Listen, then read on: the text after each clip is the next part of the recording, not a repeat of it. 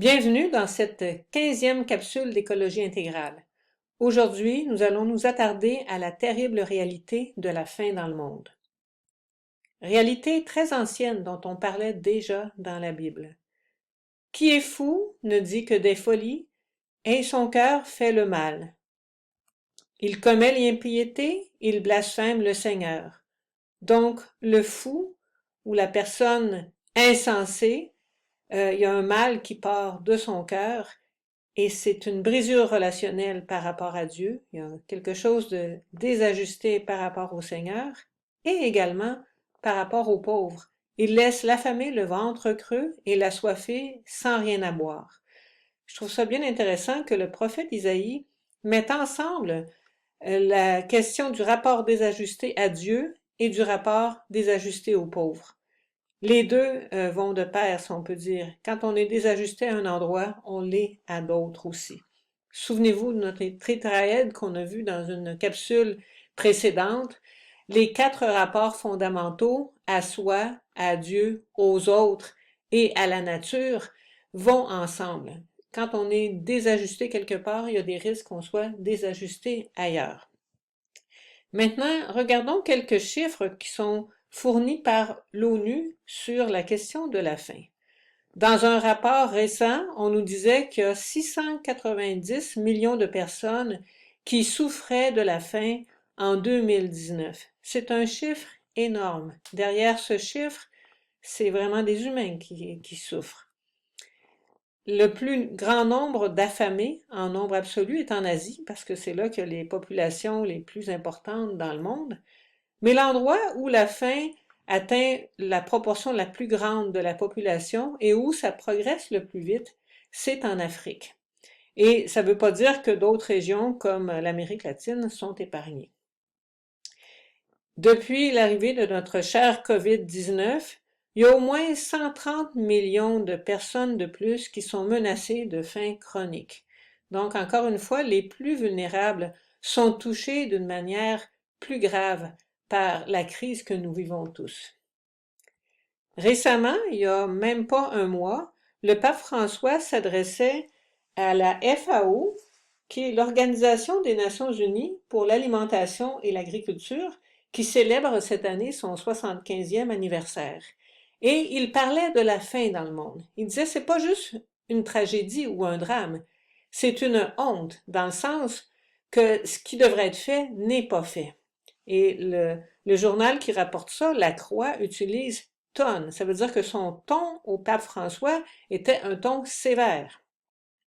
Et le pape François pointe les causes de la faim. Ça n'arrive pas comme ça par hasard, la faim. Il y a des causes qui sont reliées à des injustices. Tout d'abord, il disait, la répartition des moyens de production et de la distribution alimentaire est très inégale. Il y a des endroits dans le monde, on le sait, chez nous par exemple, où les supermarchés débordent, on a accès à une grande variété d'aliments, alors qu'à d'autres endroits, c'est pas mal plus rare. Même dans nos villes ici, on parle des fois de quartiers qui sont des déserts alimentaires parce que dans les quartiers, des fois les plus défavorisés, c'est là qu'on trouve le moins facilement accès à un prix raisonnable à des légumes, par exemple. Manque d'investissement dans les infrastructures qui permettent aux petits paysans de vivre de leur agroécologie. Une autre cause importante depuis quelques années, c'est la question des changements climatiques. Les changements climatiques vont réduire l'accès à l'eau, vont entraîner aussi des tempêtes qui peuvent détruire les récoltes, vont changer tout le régime des saisons, donc rendre plus difficile le moment où on doit semer, planter, on ne sait plus trop quand le faire, quand les moussons sont déréglés. Donc l'agriculture devient plus difficile, ce qui a des répercussions bien sûr sur la faim. Et les changements climatiques sont aussi la cause de nouveaux conflits, conflits armés qui vont jeter des gens sur la route, donc qui vont les éloigner des sources de production et de distribution des aliments. On a ici un exemple avec Madame Victoria Philibus de ces deux facteurs-là, changement climatique et conflit. Madame Philibus vit au Nigeria et elle vit dans le bassin du lac Tchad. Le lac Tchad, c'était un des plus grands réservoirs d'eau douce de l'Afrique. À l'époque où le lac Tchad était dans son ampleur maximale, son étendue totalisait 26 000 km². Et maintenant, il n'en reste plus que 1500 km². Hein, voyez la différence de 26 000 km² à 1500 km². Et cette désertification, cet assèchement du lac Tchad a eu de multiples conséquences, en premier sur le gagne-pain des gens qui vivaient de la pêche et aussi s'alimentaient à partir de cette pêche-là. Donc, répercussions sur la faim, répercussions économiques. Et ça donnait aussi un coup de pouce au groupe terroriste Boko Haram, un groupe extrémiste islamiste qui sévit dans cette région-là. Donc, le bassin du lac Tchad, c'est en fait 4 pays, le Tchad, le Cameroun, le Niger et le Nigeria. Et Boko Haram fait des ravages dans ces coins-là. Va piller les villages, violer les femmes, recruter les jeunes pour grossir ses troupes. Et on sait que le terrorisme, l'extrémisme se développe des fois quand les situations économiques sont désastreuses. Ça devient attrayant pour des jeunes qui pensent trouver là une solution. Donc, ça a empiré les conflits dans ce coin-là. Et le fait que le lac soit partiellement ou en grande partie asséché favorise aussi le déplacement des troupes de Boko Haram qui peuvent plus facilement aller d'un pays à l'autre. Alors, Madame Philibus a perdu son mari parce qu'il avait besoin de soins médicaux urgents et il n'a pas pu se rendre à l'hôpital où il aurait pu être soigné parce qu'il y avait un conflit avec Boko Haram qui lui barrait la route pour aller à l'hôpital.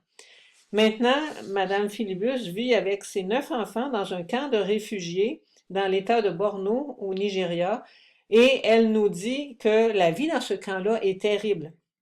Même la nourriture n'est pas suffisante si vous avez beaucoup d'enfants. Donc, sa situation n'est pas très gaie.